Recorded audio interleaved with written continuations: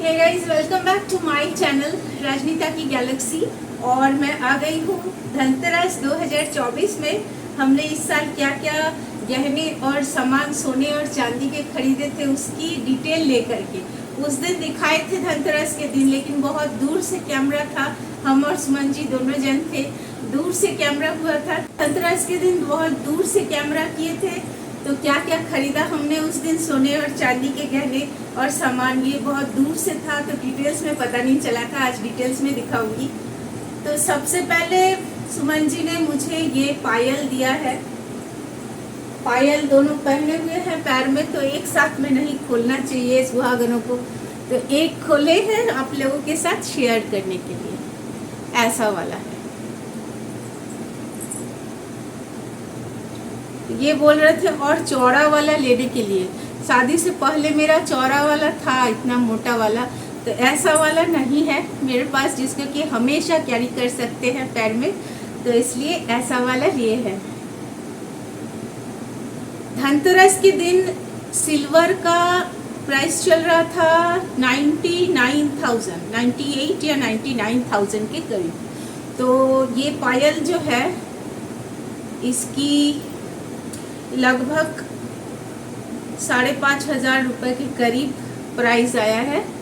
इसकी जो जहाँ से लिए हैं, जिस शॉप से लिए हैं, शॉप की डिटेल्स या कोई भी बिल वगैरह मैं नहीं शो कर सकती हूँ, आपके साथ शेयर नहीं कर सकती हूँ, क्योंकि ये पेड प्रमोशन की वीडियो नहीं है। अगर ये पेड प्रमोशन होती तो मैं शॉप की डिटेल्स, कॉन्टैक्ट नंबर, उनका ईमेल आईडी, उनका एड्रेस प्लस बिल और डिटेल्स बिलिंग की सब कुछ शेयर करती, लेकिन ये पेड प्रमोशन वाली वीडियो नहीं है, ये नॉर्मल वीडियो है, तो इसलिए बोल रही हूँ दिखा करके। ये पायल प्योर सिल्वर का था, 4,800 रुपीज़ आया था आफ्टर डिस्काउंट। गोल्ड का सामान हमने क्या परचेजिंग की थी इसमें है,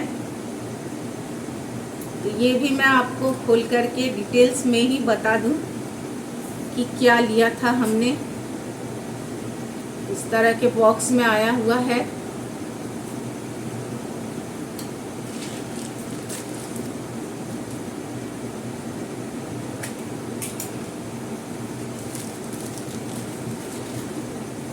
ये देखिए, ये सुहागन जो बंगाली लोग हैं और कुछ बिहार और उड़ीसा में भी इसको पहनते हैं।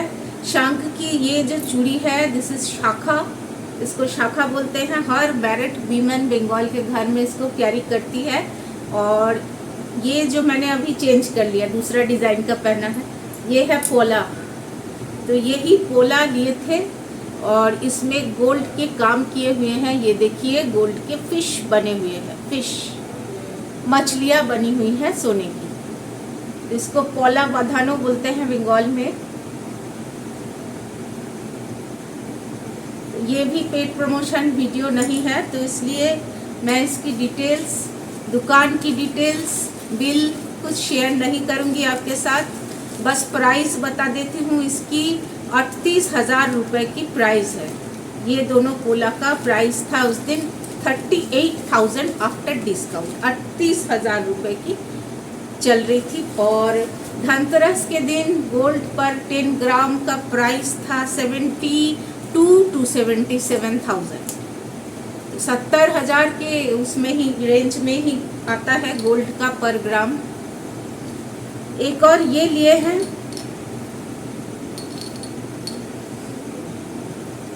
इसके अंदर में है दिस वन।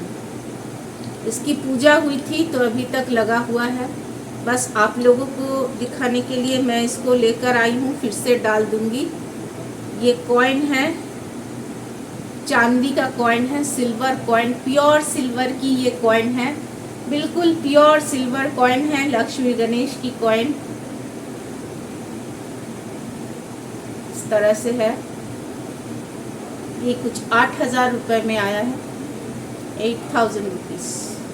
और वेट नहीं समझा सकती हूँ आपको, बहुत लेकिन भारी है, बहुत ज़्यादा है। तो ये सारी चीज़ें हमने धनतेरस के दिन खरीदा हुआ था। इस साल धनतेरस के दिन में सोना और चांदी प्लस झाड़ू, सब कुछ 3 चीज़ें हमने खरीदी, झाड़ू, सोना, चांदी। और ये सारी चीज़ें खरीदने का शुभ मुहूर्त था सुबह के 11 बजे से 1:30 बजे तक। तो हम वही 11 बजे से 11:30 के बीच में चले गए थे ये सारी चीज़ों की खरीदारी करने। और मार्केट में बहुत ज़्यादा भीड़ थी उस दिन, और हम लोग भी बहुत लेट हो गया था आते हुए। आकर उसके बाद फ्रेश होकर फिर से सारा काम निपटा लिए थे, क्योंकि उस दिन रात में थी हमारे घर में गैदरिंग, और इस्कन वाले आए थे हमारे घर में, इस्कन कीर्तन दल। अच्छा, इस्कन कीर्तन दल के बारे में जो लोग जानना चाहते हैं, इस्कन टेम्पल, इस्कन जो मंदिर है हमारे पश्चिम बंगाल के मायापुर नदिया डिस्ट्रिक्ट में, इस्कन मंदिर विश्व का सबसे विस्तृत बड़ा मंदिर है। और इस विस्तृत मंदिर के बारे में जो लोग जानना चाहते हैं वो तो मायापुर की वीडियोस देख सकोगे, लेकिन दुर्गापुर के अंदर, शहर दुर्गापुर के अंदर बैठ करके इसी शहर में आपको इस्कन कीर्तन दल, डायरेक्ट इस्कन से आए हैं वो लोग, तो वो आपके घर पे आके फंक्शन या कीर्तन सभा या कोई भी दैव्य जहाँ पर चर्चा होती है वो सभा, हरि सभा ऑर्गेनाइज कर सकते हैं।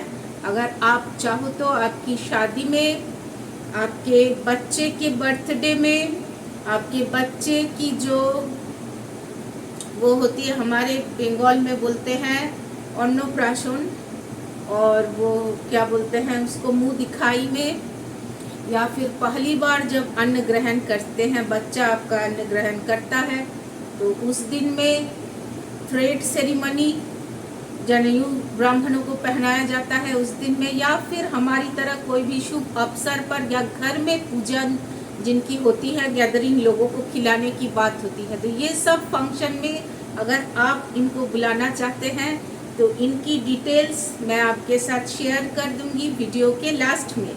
और तब तक वो लोग उस दिन आकर हमारे घर में धनतेरस के दिन क्यों आए थे। पूजा तो धनतेरस के दिन धन लक्ष्मी, गणेशा और कुबेर महाराज धनवंतरी जी की होती है, तो उस दिन श्री कृष्ण लीला क्यों हमारे घर में हुई। पहली बात है, धन लक्ष्मी या लक्ष्मी माँ जो है वो माता, लक्ष्मी माता राधा रानी का ही स्वरूप है। राधा रानी साक्षात श्री लक्ष्मी माता है, और लक्ष्मी माता विष्णु को बहुत ज़्यादा प्रिय है। और श्री कृष्ण भगवान की जहाँ पर भी कीर्तन या लीला या संगीत होती है, तो वहाँ लक्ष्मी पूजन के दिन राधा रानी के संगीत हम लोगों ने अरेंज किया था, और राधा रानी के संगीत में ही लक्ष्मी का संगीत, भजन या नामकरण बार बार आता है। तो ये इस दिन करना बहुत ही शुभ था, इसलिए हमने किया था। कुछ डिटेल्स में उन्होंने बातचीत की थी, इस्कॉन वालों ने, क्वेश्चन आंसर बिल्कुल राउंड उस दिन सेटअप हुआ हमारे घर में, तो उसकी डिटेल्स और कुछ है वीडियोस जो मैं इस वीडियो में शेयर करूँगी। उस सेम को नहीं शेयर करूँगी, दूसरी वीडियो है उसको शेयर करूँगी, जिसमें दूसरी बातचीत इस्कन वालों ने की थी हमारे घर में, प्रश्नों के उत्तर दिए थे लोगों के, मेरे भी मन में कई सारे सवाल थे, उनके उत्तर दिए थे। तो कुछ मोमेंट्स मैं आपके साथ शेयर कर रही हूँ, अभी बने रहिए। আচ্ছা, এই প্রশ্নটা হলো আমার সমস্ত ফেসবুক ফলোয়ারদের জন্য, কেমন যে এখনকার এই বর্তমান সমাজে ঘোর কলিতে অনেকেই একটি কার্যকলাপের মধ্যে খুব বেশি নিজেদেরকে নিযুক্ত করেন, সেটি হচ্ছে যে ভগবানের দেয়া যে রূপ আমাদের আছে, যে বর্ণ, যে আকৃতি, যে দেহ, যে মুখমণ্ডল, যা কিছু সব ওনার তৈরি, আমরা তো তৈরি করিনি। তো ওনার তৈরি এই রূপের বড় চর্চা চারিদিকে, তো কারোটা কম, কারোটা বেশি, কারোটা মধ্যম, কারোটা খারাপ, তো খারাপ কেন, কারোটা ভালো, তো সে একদম বিশাল উচ্চ পদস্থ, তো এই নিয়ে বিশাল চর্চা। तो এই চর্চাতে কি হয়, পাপ হয় কি? सो गाइस, उस दिन क्या हुआ था कि मैंने इस्कन वालों से क्वेश्चन आंसर राउंड में पूछा था मेरे फेसबुक फॉलोअर्स के लिए कि फेसबुक में मेरा जो पेज है 8000 फॉलोअर्स का, राजनीता घोषपाल करके, तो वहाँ पर फॉलोअर्स के लिए एक वीडियो मैंने स्पेशली बनाई थी।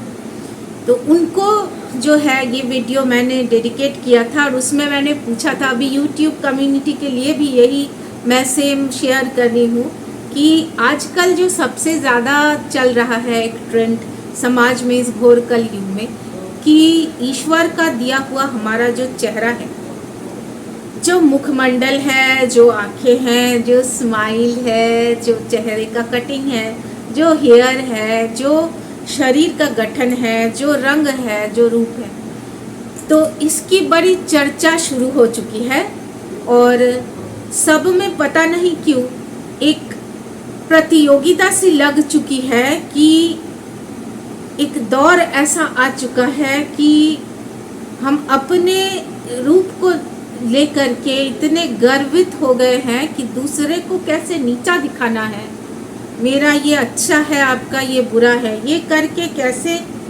दमन करना है, किसी और को कैसे अंडर एस्टिमेट करनी है।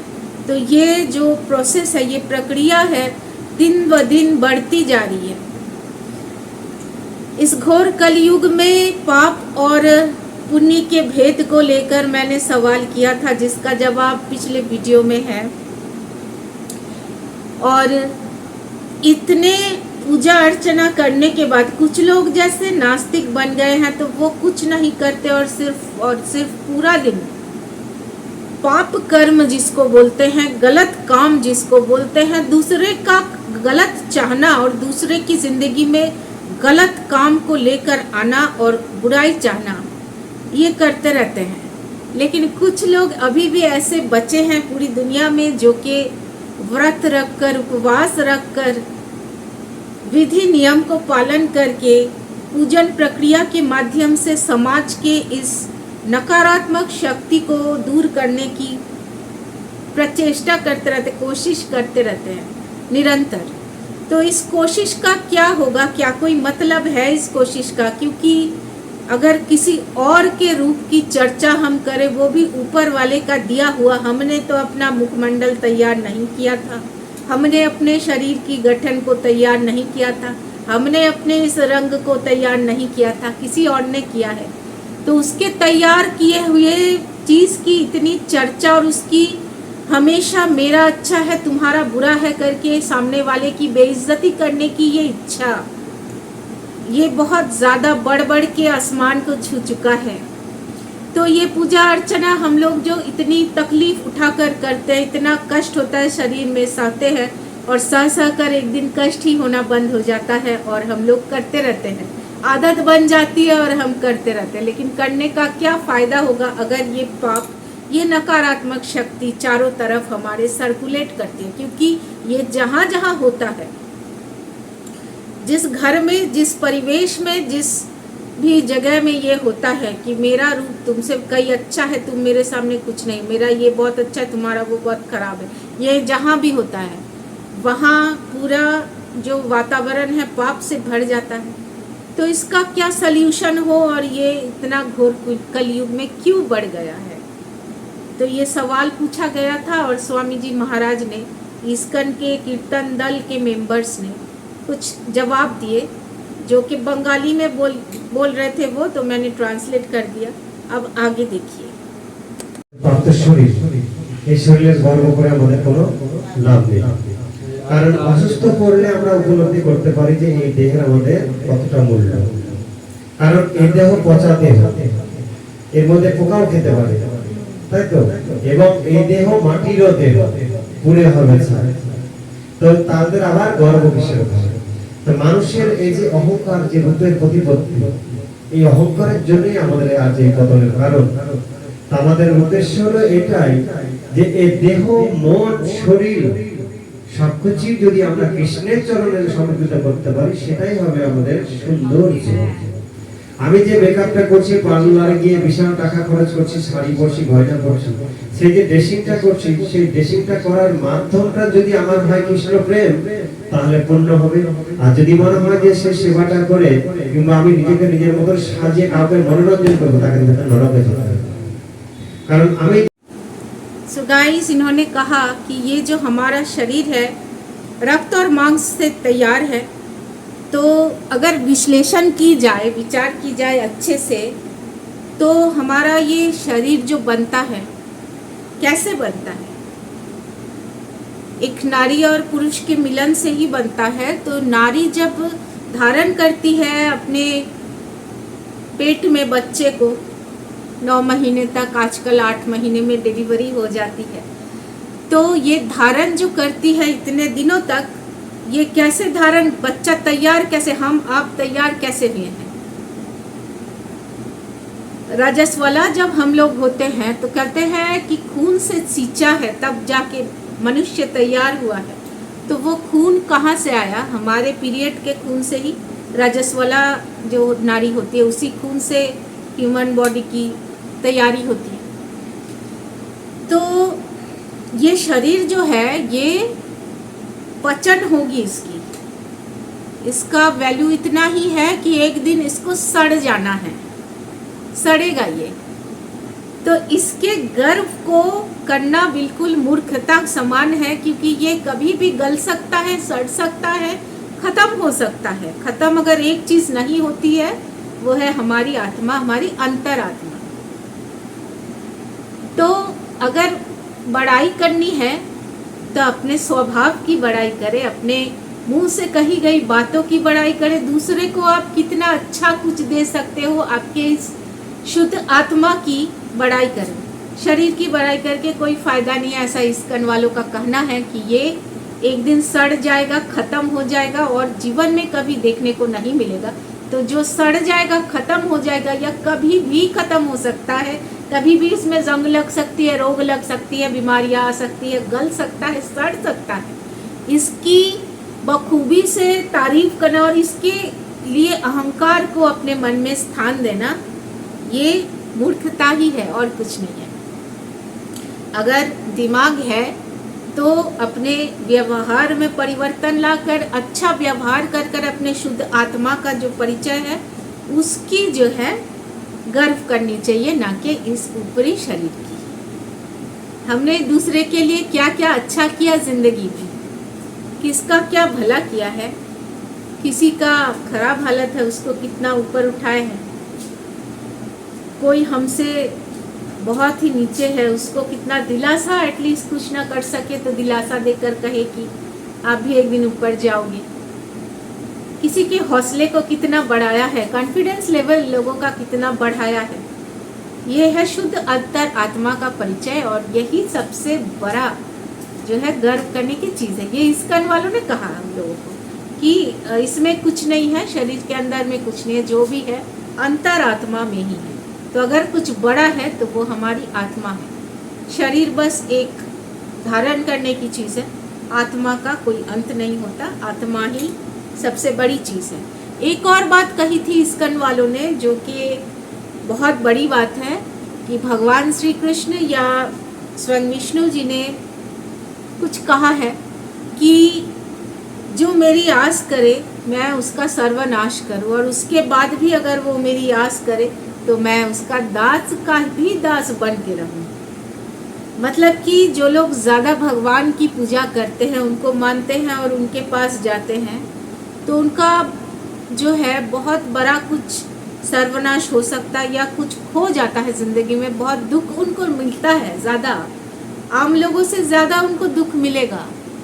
लेकिन उसके बाद भी उन्होंने अगर विश्वास नहीं छोड़ा और भगवान की तरफ जो विश्वास है, जो प्यार है, जो भक्ति भावना है उनको बनाए रखे, उसको सब कुछ खोने के बाद भी भरोसा रखे, तो ईश्वर खुद, स्वयं ईश्वर भगवान खुद, श्री कृष्ण खुद कहते हैं कि मैं उसका, उस भक्त का, दास का भी दास बन के रहता हूँ। तो ये सारी बातें इस्कन वालों ने हमारे घर में आकर कही थी और हम तो बिल्कुल क्या कहे, गर्वित कहना गलत होगा। हम धन्य हैं कि हमारे ज़िंदगी के पहले स्टेज में हम इतना बड़ा कुछ कर पाए हैं हमारे घर में, और लोगों को पधार कर इसमें बिठाकर ये सारी बातें सुना पाए हैं। और जैसे शालिग्राम शिला को कोजागरी लक्ष्मी पूजा के दिन हमारे गुरुजी पंडित जी भूल करके गए थे ना पापा के अपार्टमेंट में, अगले दिन सुबह बारिश में दौड़ दौड़ के आए लेने। वैसे ही इस बार इस्कॉन वालों ने एक चीज़ छोड़ कर गए हैं हमारे घर में। क्या किया उन लोगों ने, देखिए उनका जो जल लाए थे साथ में, पानी पीने की बोतल, और साथ में एक इतना बड़ा सा भगवान लेकर आए थे, श्री कृष्ण लड्डू गोपाल जी थे इतने बड़े, जो गोदी में ऐसे कर करके 4 व्हीलर में लेकर आए थे। उनका दल आया था 4 व्हीलर में, गोदी में भगवान को लेकर। उसके बाद हमारा कंप्यूटर वो टेबल था, वहाँ विराजमान के भगवान के आसन में। वो आके पहले पूछे कि भगवान का आसन है, जहाँ ब्राह्मण बैठते हैं वो आसन नहीं चलेगा, भगवान का आसन चाहिए। और थैंकफुली हमारे घर में मैंने एक रेड कलर का भगवान का आसन रखा और उसको वहाँ बिछा दिए और भगवान वहाँ विराजमान थे। और वो लोग जब गए तो उनके जल का पात्र था, पानी पीने का जो पात्र था, बोतल थी स्टील की, उसको छोड़कर चले गए। तो हम लोगों ने उनको कॉल कर बताया कि आपने यहाँ छोड़कर आप गए हैं। तो वो लोग बोले कि कभी मौका मिला तो हम आएंगे आपके घर फिर से, कीर्तन भजन नहीं, ऐसे ही आएंगे, मिलने आएंगे।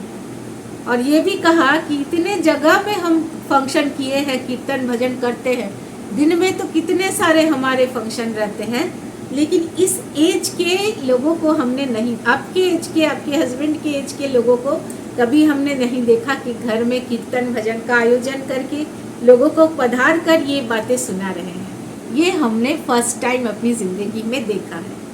ये उन्होंने ओवर फोन कहा हमसे। तो ये ऊपर वाले की ही देन है सब कुछ जो हमें आज मिला है। और ये दैवज्ञ हमारे घर में पधारते हैं, ये भी उनका ही किया कराया, हमारा इसमें कुछ नहीं है। तो चलो गाइज, ये सब हुआ था धनतेरस के दिन हमारे घर पे।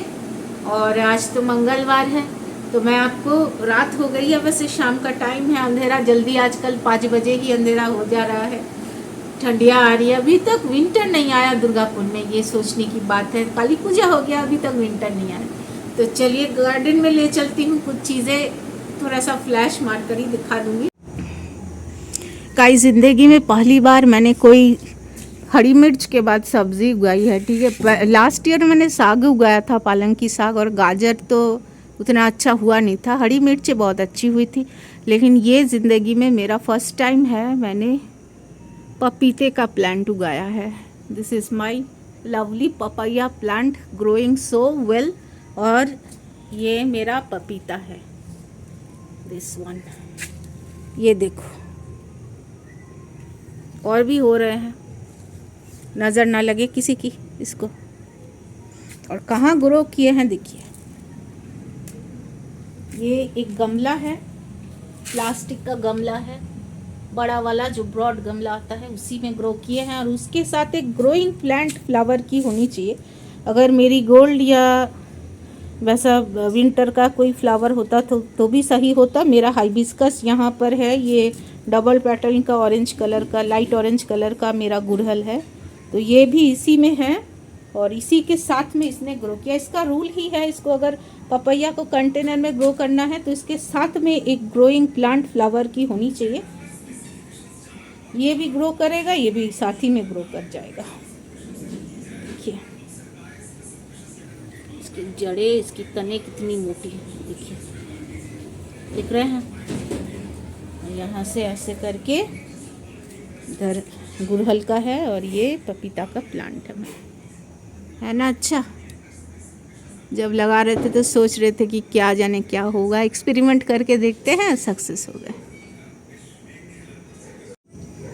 एक और यहाँ पे है गाइस, गुलमोहर का, इसको बंगाल में राधा चूरा बोलते हैं, राइट। तो ये बहुत बड़ी प्लांट होती है, राधा रानी को दी जाती है या स्वयं माँ लक्ष्मी पसंद करती है। थर्सडे को, फ्राइडे को दूंगी माँ लक्ष्मी लोगों को, माँ लक्ष्मी को दूंगी।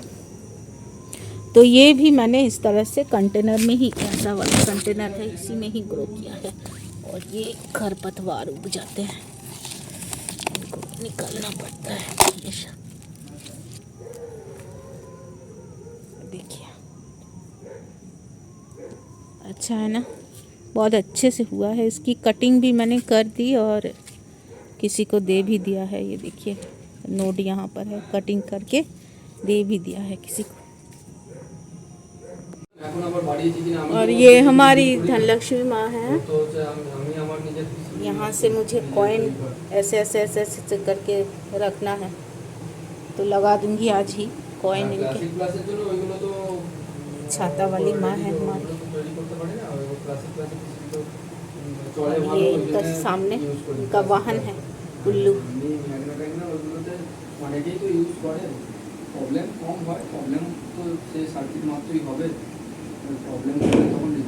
दर्शन कर लीजिए आप लोग। और यंत्र सारे हम लोग के यहाँ पर है। श्री लक्ष्मी कुबेर गणेश यंत्र यहाँ पर है। ओम यक्षाय कुबेराय वैष्णवाय धन्य धान्याय धीपते धन धान्य समृद्धि में देही दापये स्वाहा। इसकी 21 बार या 11 बार की माला हर रोज करनी चाहिए। और ये श्री यंत्रम भी यहाँ है।